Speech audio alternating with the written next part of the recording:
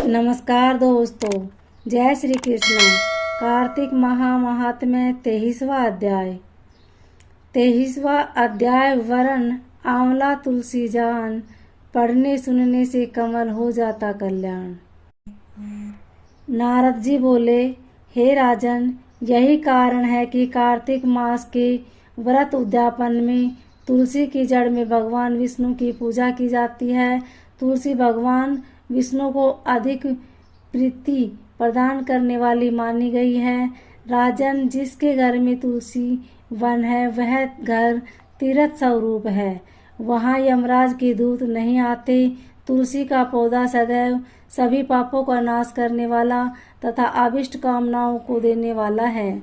जो श्रेष्ठ मनुष्य तुलसी का पौधा लगाते हैं वे यमराज को नहीं देखते। नर्मदा का दर्शन, गंगा का स्नान और तुलसी वन का संसर्ग, ये तीनों एक समान कहे गए हैं। जो तुलसी की मंजीरी से संयुक्त होकर प्राण त्याग करता है वह सैकड़ों पापों से युक्त ही क्यों न हो तो भी यमराज उसकी ओर नहीं देख सकते। तुलसी को छूने से कामिक, वाचिक, मानसिक आदि सभी पाप नष्ट हो जाते हैं। जो मनुष्य तुलसी दल से भगवान का पूजन करते हैं वह पुनः गर्भ में नहीं आते, अर्थात जन्म मरण के चक्कर से छूट जाते हैं।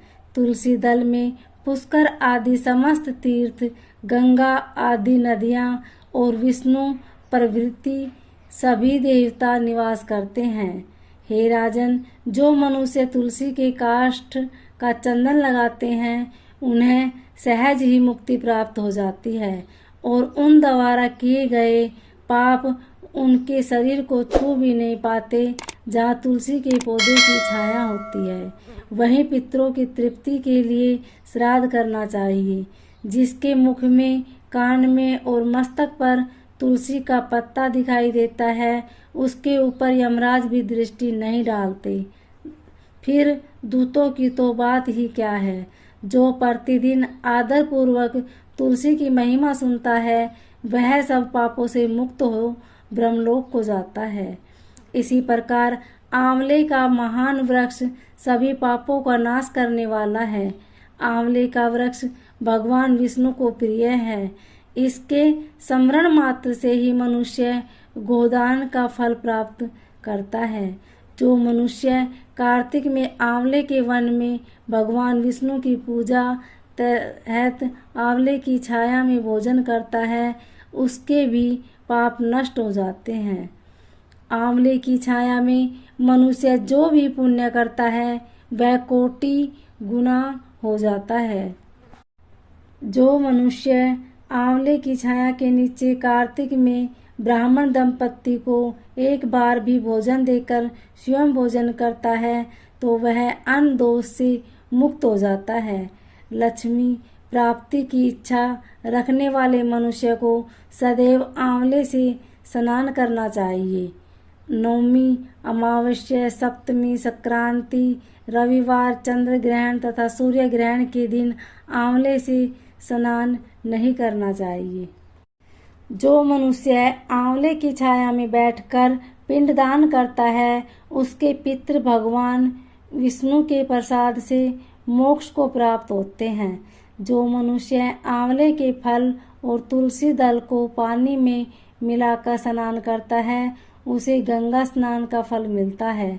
जो मनुष्य आंवले के पत्तों और फलों से देवताओं का पूजन करता है उसे वर्णन मणि और मोतियों द्वारा पूजन का फल प्राप्त होता है।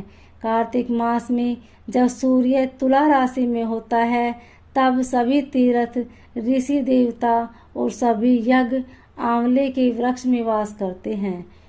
जो मनुष्य द्वादशी तिथि को तुलसी दल और कार्तिक में आंवले की छाया में उसके एक वर्ष तक अन्न संसर्ग से उत्पन्न हुए पापों का नाश हो जाता है।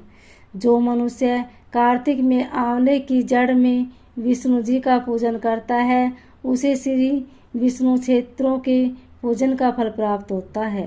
आंवले और तुलसी की महत्ता का वर्णन करने में श्री ब्रह्मा जी भी समर्थ नहीं हैं। इसलिए दात्री और तुलसी की जन्म कथा सुनने से मनुष्य अपने वंश सहित भक्ति को पाता है। बोलिए श्री हरि विष्णु भगवान की जय।